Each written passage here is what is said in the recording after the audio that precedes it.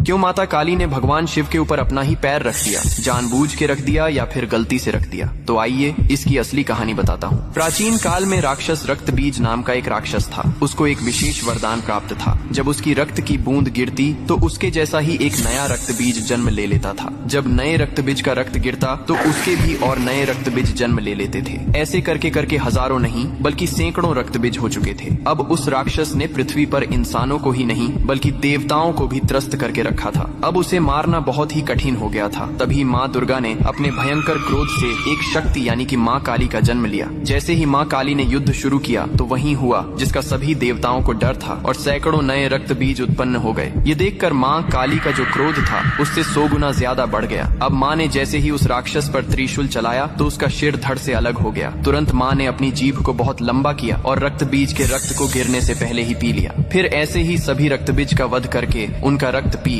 कर उनका क्रोध अब 100 गुना से 200 गुना बढ़ गया था। धरती कांपने लगी थी, समुद्र मथने लगे थे, देवता भयभीत होकर इधर उधर भागने लगे थे। तब देवताओं ने भगवान शिव से प्रार्थना की, हे महादेव, आप ही माता काली के संताप को शांत कर सकते हैं। शिव ने देवताओं की पुकार सुनी और माँ काली के सामने युद्ध भूमि में पहुंच गए। लेकिन माँ अपने तांडव में इतनी लीन थीं कि उन्होंने शिव को भी नहीं देखा। तभी भगवान शिव ने स्वयं माता के चरणों में लेट गए। जैसे ही माँ काली का पैर अनजाने में शिव के सीने पर पड़ा, तुरंत उनका क्रोध शांत हो गया। उन्होंने नीचे देखा तो अपने प्रिय पति शिव थे। यह देखकर उनकी जीभ शर्मिंदगी से बाहर निकल आई। इसके बाद शिव ने मुस्कुराते हुए कहा, हे माँ, तुम्हारा यह रूप सृष्टि के संतुलन के लिए था, लेकिन यह रूप अब धरती पर बहुत धाम से पूजा जाएगा। यही कारण है कि तस्वीर में और मूर्तियों में माँ काली को शिवजी पर खड़े हुए दिखाया जाता है, जो बहुत ही शुभ माना जाता है।